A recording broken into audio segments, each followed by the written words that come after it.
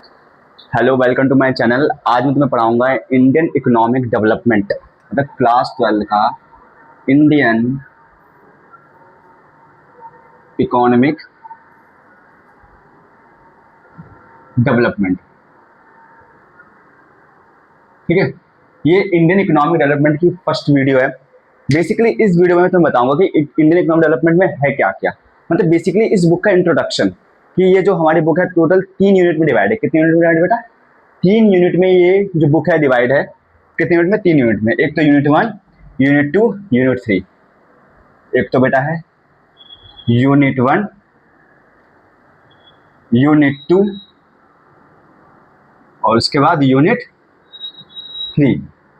मतलब 3 यूनिट में बेटा क्या है, ये बुक डिवाइड है।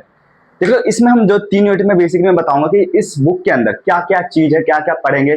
इकोनॉमिक प्रॉब्लम्स क्या थी, ब्रिटिशर ने कैसे कैसे रूल किए, फिर कंपैरिजंस भी बात होगी। इसमें हमारे नेबर कंट्री से चाइना, पाकिस्तान, इंडिया के बीच में कंपैरिजन भी है इस बुक के अंदर। ठीक है, तो इस 3 यूनिट में क्या क्या है मैं तुम्हें अच्छे से बता देता हूँ। 3 यूनिट में, ठीक है बेटा। पहले यूनिट में हम बेसिकली बात करेंगे कि इंडिया की कंडीशन क्या थी। ठीक है, what is the condition of India, मतलब इंडिया की कंडीशन क्या थी। ब्रिटिशर जब ब्रिटिशर का रूल चल रहा था, जब ब्रिटिशर समाज का रूल चल रहा था, तो ब्रिटिशर से आने से पहले क्या कंडीशन थी इंडिया की। जब ब्रिटिशर रूल कर रहा था उस समय क्या कंडीशन थी इंडिया की। जब ब्रिटिशर चले गए उसके बाद क्या कंडीशन आ गई इंडिया की, ये चीज हम पढ़ेंगे यूनिट 1 के अंदर। ठीक है, किसके अंदर बेटा? यूनिट 1 के अंदर। ठीक है, कि क्या कंडीशन थी इंडिया के। इसमें बेसिकली पढ़ेंगे प्रॉब्लम्स, मतलब उस समय इंडिया की इकोनॉमी की क्या क्या प्रॉब्लम्स थी। मतलब अनएम्प्लॉयमेंट भी था, अनएम्प्लॉयमेंट की प्रॉब्लम थी। ठीक है, अनएम्प्लॉयमेंट की प्रॉब्लम थी। एससीएफ क्या था, ह्यूमन कैपिटल फॉर्मेशन कैसा था, रूरल डेवलपमेंट कैसा था। ठीक है, रूरल डेवलपमेंट मतलब गांव का किस तरह से विकास हुआ।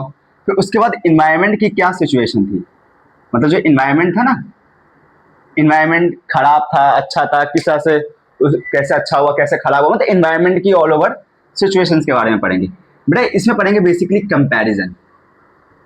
कंपैरिजन किस के बीच में बेटा? इंडिया के बीच में, चाइना के बीच में और पाकिस्तान के बीच में। बिकॉज क्यों हम इन्हीं तीनों को कंपैरिजन क्यों नहीं कर रहे हैं और अदर कंट्रीज का क्यों नहीं कर रहे? बिकॉज क्यों? क्योंकि तीनों जो कंट्रीज थी ना, ये आसपास में ही आजाद हुए थे। ये हुआ था 1947 में, ये भी हुआ था 1947 में, और ये हुआ था बेसिकली 1949 में, है ना। तो आसपास, तीनों आसपास ही आजाद हुए हैं। तो तीनों में डेवलपमेंट कैसा था? चाइना बहुत आगे, अभी देखे तो सबसे एडवांस चल रहा है। पाकिस्तान बहुत पीछे है, इंडिया मिडेबल में है, बीच में। ठीक है, तो बेसिकली हम इस यूनिट में हम यही पढ़ेंगे कि यूनिट सेकंड में क्या क्या था, मतलब कैसे प्रॉब्लम्स, अनएम्प्लॉयमेंट किस तरह से जनरेट हुआ इंडिया के अंदर, ह्यूमन कैपिटल फॉर्मेशन कैसा था इंडिया का, रूरल डेवलपमेंट कैसा था, इन्वायरमेंट कैसी थी इंडिया की। ठीक है, बेसिकली अब इसमें हम बात करें यूनिट 1 में ब्रिटिशर। ठीक है, तो ब्रिटिशर हमारे इंडिया में कब आए थे? बेसिकली जब हमारा बैटल ऑफ प्लासी हुआ था 1757 में, तब ब्रिटिशर ने अपना शासन यहाँ पे सेटल कर लिया था। ठीक है, मतलब बिफोर, मतलब यहाँ पे देखे तो बिफोर 1947, मतलब टोटल 200 साल तक राज किया। कितने साल तक? 2 ईयर्स, मतलब सॉरी 200 ईयर्स, मतलब 200 साल तक इन्होंने राज किया। ठीक है, और इसके बाद क्या हुआ? 1947, मतलब 1940 50 के बीच में और 90 के बीच में, इनके बीच में बेटा क्या क्या सिचुएशन थी। मतलब इसी 40 साल में हमने किस तरह से अपने आप को ग्रोथ किया। मतलब ये जो 40 साल था ना, अभी जो 40 ईयर्स था, 1950 से लेकर 1990 का जो ये टाइम पीरियड था, इसमें बेसिकली इंडिया बहुत ज्यादा क्रिटिकल कंडीशन से गूंज रहा था।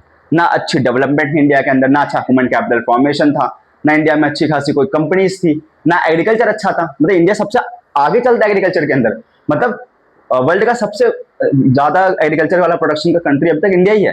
उसके बाद चाइना है, लेकिन अब तो चाइना आ गया है। ठीक है, तो 40 साल हमने किस तरह से डेवलपमेंट किया, फिर उसके बाद हमसे कुछ नहीं हो पाया। तो बेसिकली 1991 में, 1991 में न्यू इकोनॉमिक पॉलिसी को इंप्लीमेंट किया गया, और ये करवाया किसने बेटा? वर्ल्ड बैंक और आईएमएफ ने। किसने बेटा? वर्ल्ड बैंक और बेटा आईएमएफ। आईएमएफ की फुल फॉर्म क्या होती है बेटा? आईएमएफ की फुल फॉर्म होती है इंटरनेशनल मॉनेटरी फंड। क्या होती है बेटा? International monetary fund. ठीक है, तो इन दोनों देशों ने बेटा क्या किया? आईएमएफ इंडियन इकोनॉमिक डेवलपमेंट में, सॉरी एनईपी लेके आया, न्यू इकोनॉमिक पॉलिसी, जिसमें हमने बेटा 3 चीज लेके आए। एक तो लाए थे बेटा एलपीजी, जिसको हम कहते हैं लिबरलाइजेशन, प्राइवेटाइजेशन, ग्लोबलाइजेशन। ये तीनों मैं पढ़ाऊंगा, इसके एक सेपरेट चैप्टर भी है, चैप्टर 4, जिसमें हम न्यू इकोनॉमिक पॉलिसी के बारे में पढ़ेंगे। ठीक है, इसमें बेटा हमने बताया इसमें क्या सिचुएशन थी, हम बेसिकली इसमें प्रॉब्लम्स के बारे में पढ़ेंगे यूनिट सेकंड में, यूनिट थर्ड में बेटा कंपैरिजन के बारे में पढ़ेंगे।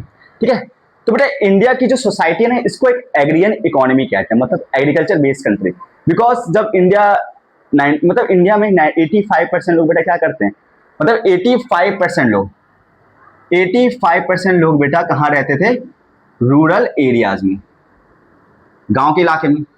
बाकी जो 15% लोग थे वो रहते थे बेटा अर्बन एरियाज में। कहाँ? अर्बन एरियाज में रहते थे।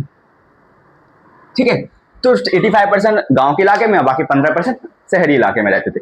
अब इसमें क्या था कि हम लोग, अब जो 85%, इसमें से 75% लोग जो ऐसे थे जो किस पे डिपेंड थे बेटा, एग्रीकल्चर पे। किस पे? एग्रीकल्चर पे डिपेंड थे। मतलब जो लोग ज्यादा किस में एंगेज थे, एग्रीकल्चर सेक्टर। एग्रीकल्चर सेक्टर एक ऐसा सेक्टर था जो हमारे इकोनॉमिक ग्रोथ में सबसे ज्यादा क्या करता है, कंट्रीब्यूट करता है जीडीपी के अंदर। ठीक है, तो यही सिचुएशन थी इंडिया में। ठीक है, तो जो अब इंडिया का मतलब ब्रिटिश रूल का ओरिजिन कहां से हुआ, तो 1757 में बैटल ऑफ प्लासी हुई थी। किसके बीच में बेटा? एक हुई थी 1757 में हुई थी battle of Plassey. Battle of Plassey किसके बीच में बेटा? एक तो बेटा ईस्ट इंडिया कंपनी जो इंग्लैंड बेस्ड कंपनी है, और बिटवीन नवाब्स ऑफ बंगाल। मतलब जो बंगाल का नवाब था और ईस्ट इंडिया कंपनी के बीच में हुई थी बैटल। अब इस बैटल में क्या हुआ, ईस्ट इंडिया कंपनी जीत गया, और जिसने क्या किया, पहले उसने बंगाल में अपना पावर सेटअप किया, फिर उसके बाद पूरे देश में सेटअप कर लिया इस वॉर के बाद। ठीक है, तो इस तरह से बेटा क्या हुआ था, इंडिया की सिचुएशंस थी। ठीक है, इतना आगे समझ में। ठीक है, अब आगे बात करें। ठीक है, और फिर बेटा क्या पर्पस था, what is the purpose coming the British in India, मतलब क्यों आए थे, क्या पर्पस था बेटा? पर्पस ये था कि इंडिया के अंदर ना नेचुरल रिसोर्सेज बहुत ज्यादा मात्रा में थे, इंडिया में ह्यूमन रिसोर्सेज भी अच्छे खासे मात्रा में थे, इंडिया में बेटा रॉ मटेरियल अच्छे खासे मात्रा में था। ठीक है, अब देखो ब्रिटिशर जब इंडिया के अंदर आए, इनका पर्पस क्या था बेसिकली? पर्पस बेटा बहुत सारा पर्पस था। पहले पर्पस ये था कि इंडिया के ना जो लोग थे ना, काफी ज्यादा इंडिया को ना एक फीडर इकोनॉमी की तरह यूज किया जाता था। इन्होंने फीडर की तरह इंडिया को यूज किया। मतलब फीड मतलब होता है कि ग्रोथ लाने में इंडिया ने बहुत मदद करी इंग्लैंड का। मतलब यहां से क्या करते थे, कच्चे माल को, रॉ मटेरियल को, क्योंकि इंडिया में रॉ मटेरियल बहुत ज्यादा, रॉ मटेरियल जब भेजते थे कहाँ, इंग्लैंड भेजते थे बेटा, वहां से बनता था फिनिश प्रोडक्ट। क्या बनता था बेटा? फिनिश प्रोडक्ट बनता था, और उसी फिनिश प्रोडक्ट को बेटा ये इंडिया में ला के बेच देते थे। इसमें फायदा तो किसका हो रहा है? इसमें फायदा तो हो रहा है ब्रिटिशर का। मतलब इनडायरेक्टली देखे तो जो भी यहाँ पे फायदा होता है ना, वो ज्यादा ब्रिटिशर का ही हो रहा था। इंडिया का कोई इसमें कुछ फायदा नहीं था, ना कोई बेनिफिट्स था। सिर्फ बेनिफिट्स किसका था? सिर्फ ओनली ब्रिटिशर इंडिया का था, सॉरी ब्रिटिशर का था सिर्फ ओनली। ठीक है, तो ये सिस्टम था यहाँ पे। ठीक है, तो पर्पस देखे तो इंडिया की क्या क्या इकोनॉमी अच्छी थी। सबसे पहले इंडिया का ह्यूमन रिसोर्सेज बहुत अच्छा था, इंडिया के लोग बहुत टैलेंटेड होते थे पहले के टाइम पर। जितने भी आर्किटेक्चर देखते हो तुम, इंडिया का आर्किटेक्चर बहुत ज्यादा यूनिक है। इंडिया में जितने बड़े बड़े टेम्पल्स बने वो सब इंडियन लोगों ने ही बनाया, विदाउट एनी टेक्नोलॉजी। ठीक है, तो ये सब बेटा इंडिया के लोगों में बहुत टैलेंट था। एक और चीज बेटा क्या थी, इंडिया एक एग्रीन इकोनॉमी था। मतलब इंडिया में एग्रीकल्चर बहुत ज्यादा मात्रा में होता था। मतलब एग्रीकल्चर बेस्ड कंट्री इंडिया बहुत बेटर था। 85% लोग बेटा एग्रीकल्चर ही करते थे, तो इंडिया में एग्रीकल्चर बहुत बेस्ट था। ठीक है, तीसरी चीज बेटा क्या थी, इंडिया एक बहुत प्रॉस्परस इकोनॉमी थी। मतलब इंडिया आर्टिसंस में देख लो, एग्रीकल्चर में देख लो, इंडस्ट्रीज में देख लो। इंडस्ट्रीज पहले एक हैंडीक्राफ्ट सिस्टम चलता था, मैं बताऊंगा हैंडीक्राफ्ट सिस्टम क्या होता है। तो इन सब सिस्टम में बेटा इंडिया बहुत आगे था, इसलिए बेटा इंडिया में ब्रिटिशर आए, और इंडिया ने 200 साल तक, फिर ब्रिटिशर ने 200 साल तक राज भी किया इंडिया के अंदर। ठीक है, फिर उसके बाद बेटा क्या हुआ, यहाँ पे हैंडीक्राफ्ट इंडस्ट्रीज बहुत वेल नॉन थी, बहुत अच्छी थी। हम अपने ऊपर डिपेंड रहते थे, किसी और इकोनॉमी के ऊपर डिपेंड नहीं रहते थे। ठीक है, तो इस तरह से बेटा क्या हुआ, ये पूरा इंट्रोडक्शन इंडियन इकोनॉमिक डेवलपमेंट का। बेटा बेसिकली हम 3 सेक्टर के बारे में पढ़ेंगे इस चैप्टर के अंदर। एक तो पढ़ेंगे हम एग्रीकल्चर सेक्टर, जो कि मैं नेक्स्ट वीडियो में बताऊंगा जरूर। एक होता है बेटा इंडस्ट्रियल सेक्टर, जो इसके थर्ड पार्ट में बताऊंगा। और फिर है बेटा हमारा ट्रेड सेंटर सेक्टर, मतलब ट्रेड सेक्टर, मतलब ट्रेड किस तरह से किया जाता था।